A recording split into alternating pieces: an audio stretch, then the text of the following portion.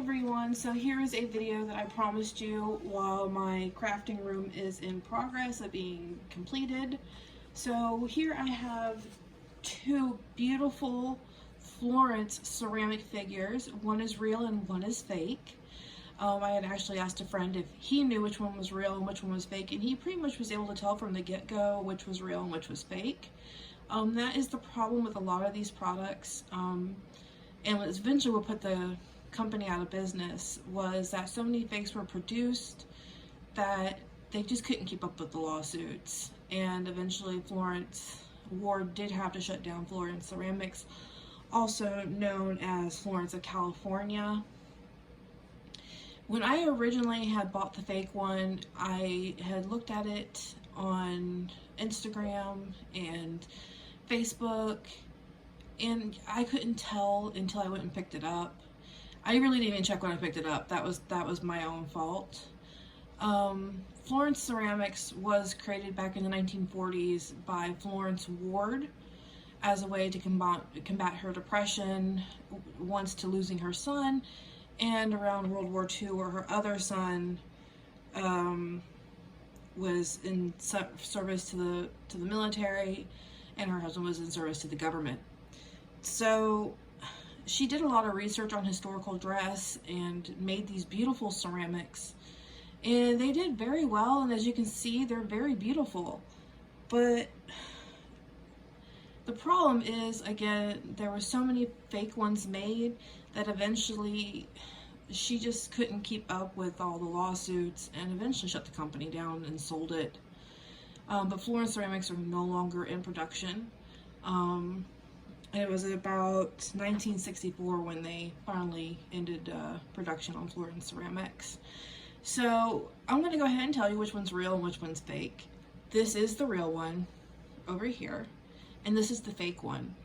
Now, my friend noticed due to the paint job that they were slightly different.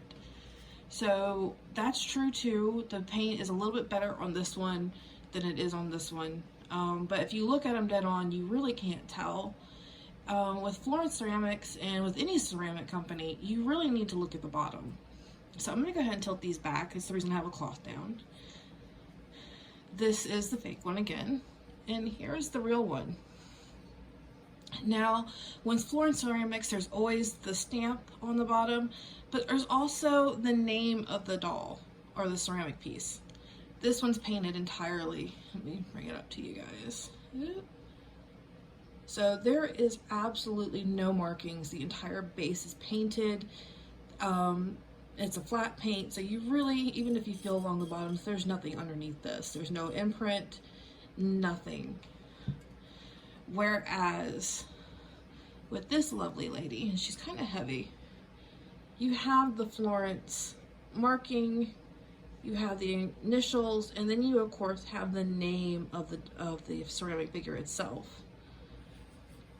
Now, when I originally bought this lovely fake one right here, she went for about $40 to $50, and that's what I paid, which was my own mistakes. Again, I hadn't done the research, and these are actually the only two that I own because the prices on them are a little steep. There's a set right now on eBay that is Marie Antoinette in King Louis that I would love to have, but they're over $100 for the set right now. So I'm not picking them up at this time until I can get a little bit more income. But if you can tell, her facial features are a little bit darker than this lovely lady's, and I can never pronounce this one's name right. It is Charmaine. So Charmaine is more detailed in her facial as well, and the lace work done by Florence was actually, the lace was applied and then covered and then kiln burned, and that's what left these lovely little designs and stuff in the lace. So her necktie right here is lace, and her parasol is lace. You really don't get that with this one. If you look at all her lace trim, there is a few pieces, but it is sharp, but the details of what would have been the lace is not perfect at all. Not to mention, again, her coloring is not par for what a regular Florence is.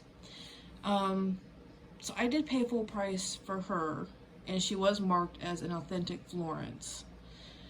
And I did not pay full price for her. I only paid $28 for this one due to the condition that it's in. The ribbon up here is broken. And really that's the only issue that's really wrong with her.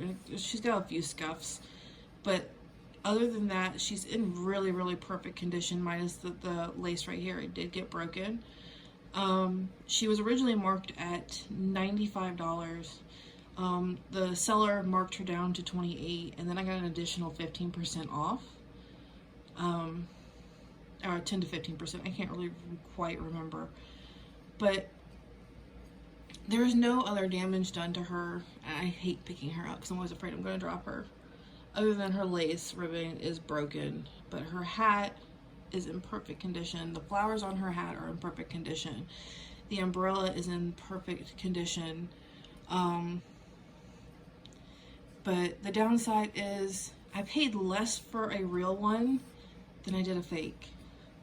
Now, the place that I bought this from is a place I go to very often. It's my antique shop here in town. And when I informed them that I had actually bought a fake from them, they were willing to take it back. But I told them no. I said it's a nice conversation piece, and it's nice to, I would actually end up making a video out of it to let people know what the real and the fake are like. Again, this is the downside to not doing research before you buy these beautiful pieces of work. While she is beautiful, and I do have her on display on my 1940s vanity out in the living room, she's not real, whereas Charmaine is. And truth be told, I've learned a valuable lesson from all of this, and I will not be buying any more fakes in the future. Even when I go on eBay now, I definitely make sure that the sellers have the bottom showing, so they can make sure that I'm buying real instead of fake. Another thing about these ceramics is that they were very, very fragile. So as you can tell with the lace on this one, it is broken. That's what happened to a lot of these pieces. They have been damaged over the years. I mean, the lace breaks really easily. They break right here in their waist area. Like this one would have been probably missing fingers if it hadn't been properly taken care of. Because once they started doing real finger work and not attached to the ceramic itself, the pieces began to break. And with the King Louis and Marie Antoinette ones that I've seen, I do take extreme measures and making sure that I do look at every picture in detail. If the deal seems too good to be true, then odds are there is something wrong with that ceramic.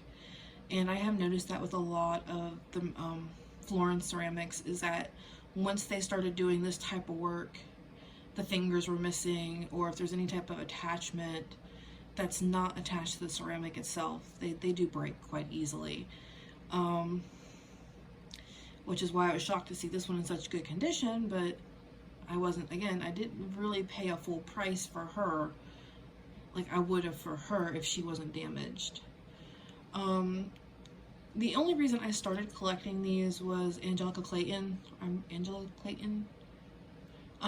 She collects these as well, and once I started seeing that the different designs and the dresses that Florence Ceramics have put out, I was actually quite impressed. Not to mention, I generally collect 1940s antiques anyway.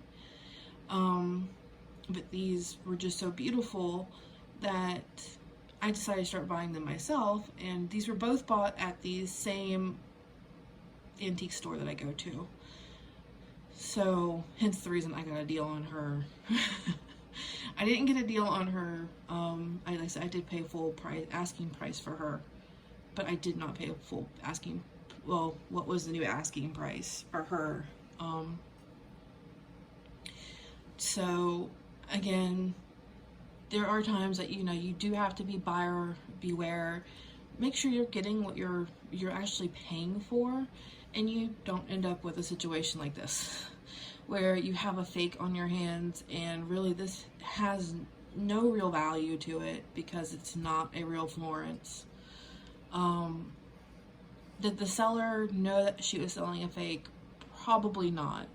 That booth that I usually go to, which is this booth that I bought this from, I never usually have a problem with her. But again, she may have not have known she was selling a fake. And when I went and picked her up, I didn't take a look, and that's my fault. But again, it's a good conversation piece to have in my house and in my collection to let people see the difference. So update on the channel. Outside of this, there is one other video coming where I'll discuss one of my other antiques. There will also be hopefully some sewing here in the future. I'm slowly, very, very slowly getting things put into the bedroom where I'm wanting to do all of this stuff out of. I do have roommates, so there's my spare room is utilized, which I don't mind. I love my roommates. They're really, really sweet and really, really good to me. And they help take care of Savage when I'm not around. That's the reason it's like my dining room is cluttered with boxes because we're trying to sell stuff off, and my living room is cluttered with boxes due to eBay sales, and my bedroom is my only little sanctuary area where, you know, I can do things in. My computer is in my bedroom due to my job, and that's pretty much where I've moved everything. It definitely helps to have everything for me in one room instead of scattered throughout the house. So I do promise once things get a little bit more settled in here, I will definitely get sewing videos started for you guys. The next video will more than likely be another one of my antiques. If you follow me on Instagram, I've already posted a picture of the hat. I didn't realize I had posted it twice until I looked through my Instagram feed, and I was like, oops, but that's okay. It's the same picture twice because I dread taking it out of the box because it is so fragile. But other than that, if you guys want to know about Savage, he's doing amazing. He did get sick at 3 o'clock this morning, but that's okay. Other than that, he's still grumpus, and everything else is going well. But if you like this video, please comment, like, subscribe, and ding the bell for notifications. And I will see you guys in the next video. Bye!